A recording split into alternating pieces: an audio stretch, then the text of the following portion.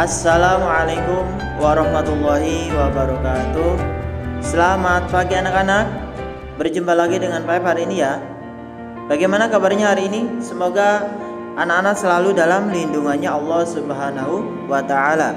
Amin, amin ya rabbal alamin.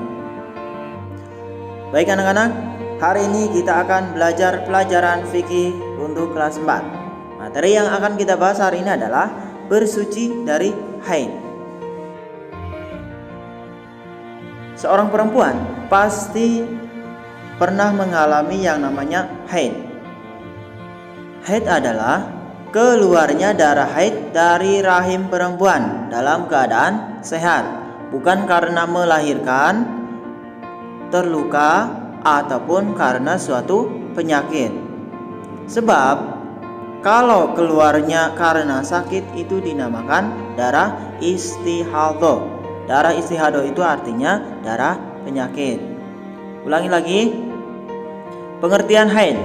Haid adalah keluarnya darah haid dari rahim perempuan dalam keadaan sehat, bukan karena melahirkan, terluka, maupun karena suatu penyakit. Sebab kalau misalnya keluarnya karena sedang dalam keadaan sakit, berarti itu dinamakan darah istihadhah. Darah istihadhah itu disebut juga darah penyakit. Kemudian, seorang perempuan yang sudah mengalami haid berarti dia sudah dikatakan baligh atau dewasa dan sudah wajib menjalankan perintah Allah dan menjauhi larangannya. Serta semua perbuatan baik buruknya sudah dicatat oleh malaikat. Ketika seorang perempuan sudah mengalami haid, berarti dia sudah wajib menjalankan sholat 5 waktu, menjalankan puasa di bulan Ramadan, dan menjauhi semua larangan-larangan yang dilarang oleh Allah Subhanahu wa ta'ala. Sebab ketika seorang perempuan sudah dewasa, dia berbuat baik, nanti kebaikannya untuk dirinya sendiri, dan ketika dia berbuat maksiat atau hal yang buruk, berarti nanti dia juga akan menanggung dosanya sendiri karena sudah dikatakan dewasa. Kemudian biasanya perempuan mengalami haid kebanyakan pada umur 12 tahun. Umur 12 tahun itu sekitar kelas 6 sekolah dasar. Namun terkadang ada juga yang baru umur 9 tahun sudah mengalami haid. Umur 9 tahun adalah batas termuda seorang perempuan mengalami haid. Kalau misalnya ada di bawah umur 9 tahun sudah keluar darah, itu tidak dinamakan haid, karena batas minimal seorang perempuan mengalami haid yaitu umur 9 tahun. Penjelasan selanjutnya, haid biasanya terjadi sebulan sekali selama 6-7 hari. Seorang perempuan mengalami haid paling cepat selama 1 hari 1 malam. Ketika seorang perempuan sudah mengalami keluar darah selama 1 hari 1 malam, itu sudah dikatakan darah haid. Dan paling lama yaitu 15 hari.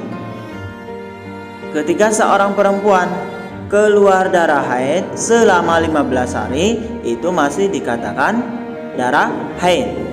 Tapi misalnya keluarnya lebih dari 15 hari, itu bukan lagi dikatakan darah haid, melainkan darah istihadhah. Misalnya 16 hari aja keluar darahnya, itu sudah bukan darah haid lagi namanya, tapi darah istihadhah.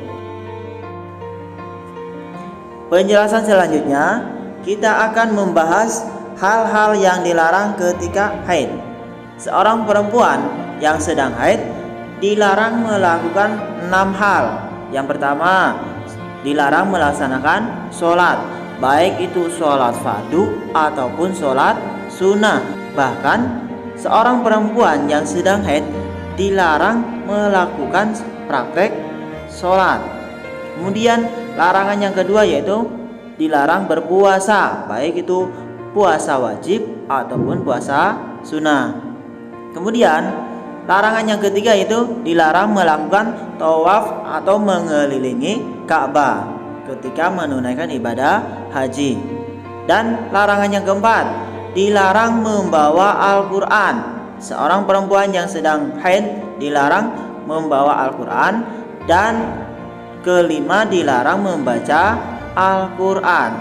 Kemudian yang terakhir, seorang perempuan yang sedang haid dilarang masuk dan berdiam diri di masjid karena takut akan mengotori masjid tersebut.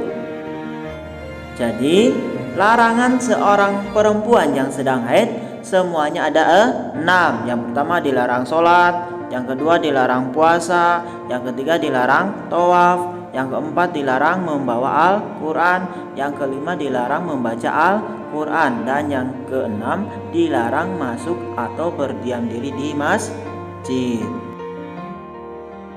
Kemudian haid ini termasuk hadas besar.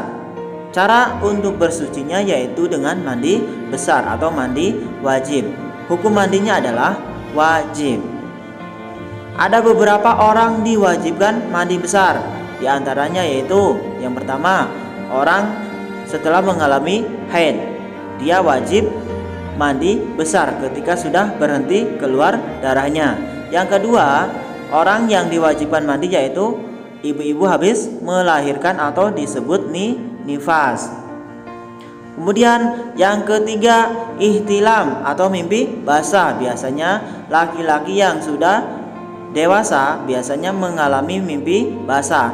Nanti setelah mimpi basah harus mandi wajib. Kemudian yang keempat, diwajibkan mandi besar adalah orang yang meninggal dunia. Dan yang terakhir, orang yang diwajibkan untuk mandi besar adalah orang non-muslim yang mau masuk Islam. Setelah masuk Islam, dia diwajibkan untuk mandi besar.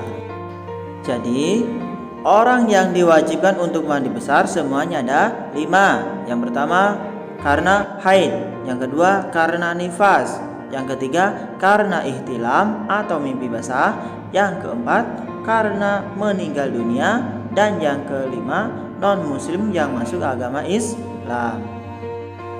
Kemudian pembahasan yang terakhir yaitu tata cara mandi wajib atau mandi besar. Semuanya ada 3. Yang pertama, niat dulu. Kita niat ingin melakukan mandi besar. Kemudian yang kedua, setelah niat, kita membersihkan setiap najis atau kotoran yang ada dalam badan kita terlebih dahulu. Kemudian yang ketiga yaitu menyiramkan air ke seluruh badan sampai merata. Tidak boleh ada sedikit pun kulit yang tidak terbasuh oleh airnya. Sebab kalau misalnya airnya tidak merata ke seluruh badan yang kelihatan, nanti mandi wajibnya tidak akan sah.